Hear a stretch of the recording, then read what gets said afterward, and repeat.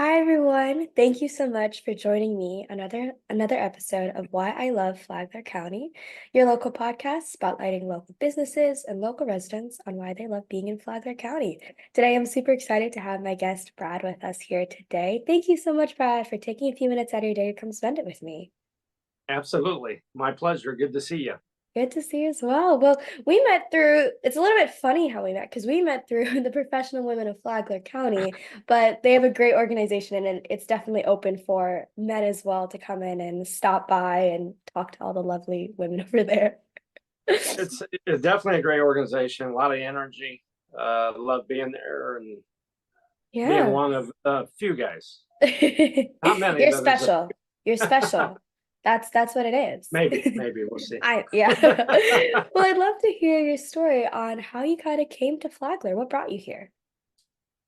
Absolutely. So, growing up, or myself, my family always had family in Daytona Beach area. And so we would come here occasionally to vacation. So somewhat familiar with Volusia County anyway. Not really Flagler at that point, but my kids both grew up, got out of the house basically in Central Illinois.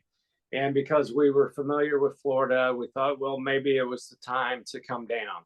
So my parents actually were wintering in a condo in Flagler Beach.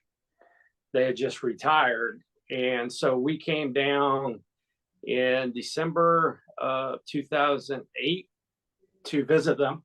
And at the same time, look for myself to look for something. I had owned a landscaping company at one point in Illinois, so loved being out on the go and everything. So I was looking to get into lawn care as a salesperson. So I interviewed at True Green, and then in the Penny Saver, I saw Middleton Lawn and Pest Control, which back then was a major player in Florida for lawn termite pest control. Hmm. They're known for the Middleton frog. And so they were hiring in Palm Coast for a salesperson. So I interviewed.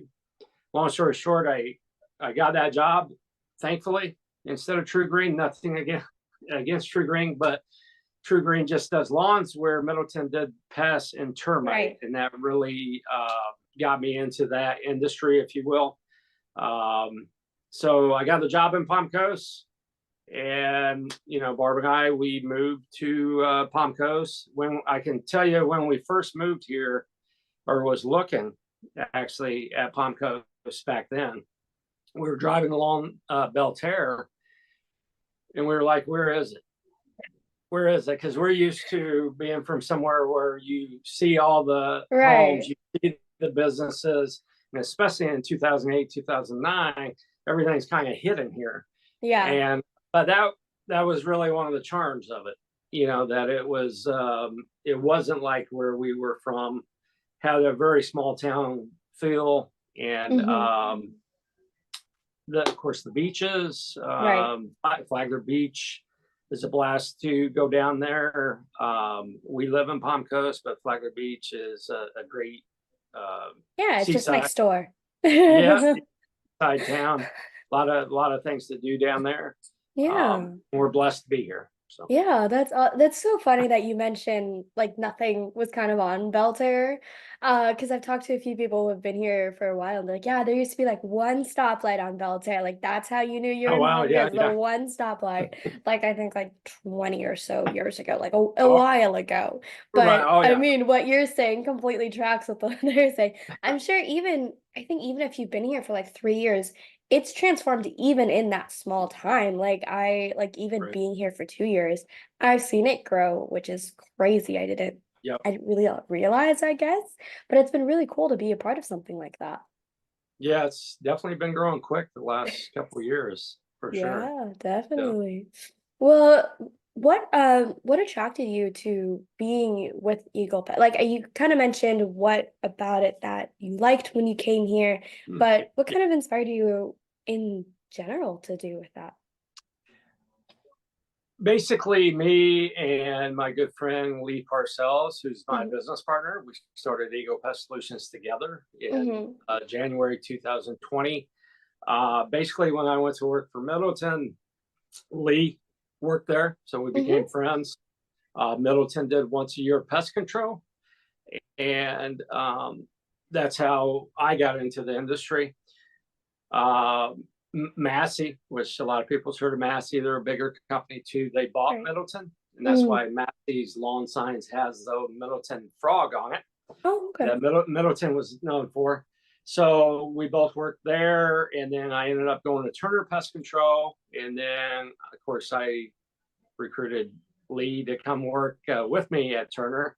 They were family owned, but then they sold out to a major company based out of Europe, Sure. Anti-Cemex, and we're like, now's the time to finally do it. And maybe we Right. should have done it earlier, but yeah, let's do it. So we got together and took us 6 to 9 months to research and see what we wanted to do. We wanted to focus on Flagler. We love Flagler County. We both live in the B section Mm. in Palm Coast, and we wanted to take care of people and pets. By the way, we both love pets in Flagler County. So that's kind of how Yeah. we got to it. That's super cool. Is there been anything you've learned along the way that you kind of didn't realize was something you were going to have to learn when you opened up your own pest, like the Eagle Pest Solutions? Is there anything that was like, oh, I didn't know this was a part of the business? Right, right. No, that's a great question.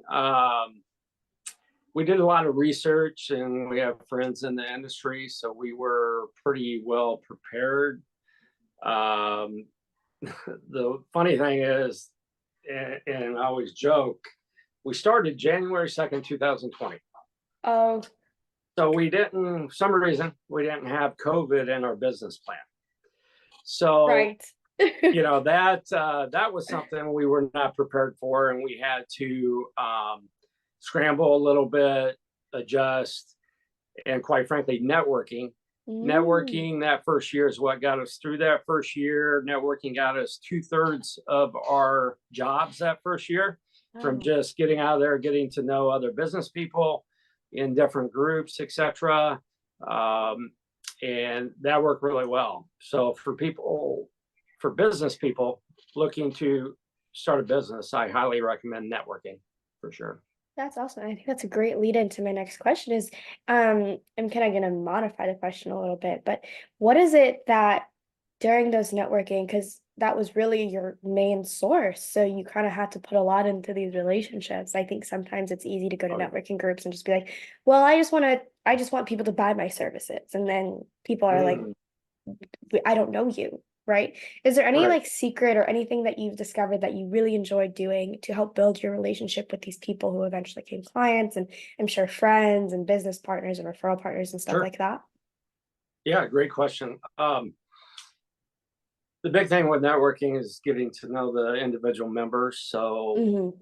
anyone out there that's a business person thinks I'm gonna go and I just start getting business and whatnot. Right. Doesn't work that way. You need to build up the relationships to get to know each other. You need to meet outside of just the bigger meetings, but do like one-to-ones with each other, ask the right questions, get to know each other, like each other, trust each other, and Hmm. learn, how can I help you? How can I Hmm. refer you? And so it's a process. I don't refer anyone I don't like or I don't trust. And you got Right. and that trust has to be built up. It goes both ways because if I refer someone, my name goes with that person. So I'm very careful who I refer, but I've Yeah. gotten to know a bunch of great people that we're able to help each other get business. But not just that, we're able to be almost mentors to each other Oh or help yeah. each other, give each other ideas, stuff like that. So there's a Yeah. lot of benefits outside of just referrals for if you're in good networking groups.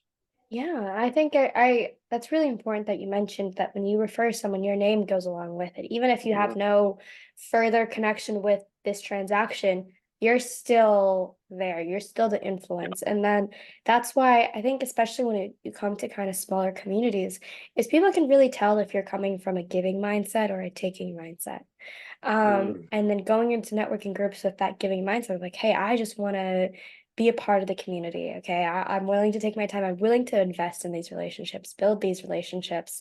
So, like you said, you can build that mentorship almost where there are right. things that someone else knows that you don't know. There's something you know that other people don't know. And going in that open mindset, I think people can really tell when you go into networking events like that. Definitely, definitely. And the one word you said hit the nail on the head. If you go in with a giving mindset, Right. looking to give and help, then you'll get some back. So, Yeah, I think it's been really great as I've gone through this journey of interviewing people and talking to people about their businesses and stuff. Um, it's really been great to get to notice so many small businesses in the area. mhm, And then I can definitely tell with every one I've done that the passion comes through, their giving comes through, and then the right. referrals get passed around of like, oh, I love this part and this part. And people just really want to give back to this community. And I think that's been really special. And that's what I've really enjoyed about running this podcast. I bet. Yeah, that's great. Yeah. You're Yeah. doing best. So, Yeah, well, it's just like how you said, you and your business partner, you guys really love Flagler. That's why you guys want to focus on Flagler instead of going into a big box office retailer with like Europe or something. That's right, you right. guys want to focus on this community for people and pets, and that's where your passion lies. And I think that's amazing. That's beautiful. Definitely. And I can prove the pet part. Oh, right. There's Oh, my that's the yeah. gizmo on the business card with me. No one notices me. Probably just take me out of it, but everyone loves Gizmo on there. Great dog. So Oh, that's so awesome. Well, that's the whole part about running your business is you get to have fun with that part, you know? yeah. That's what you want to talk about. That's what you want to have your business card.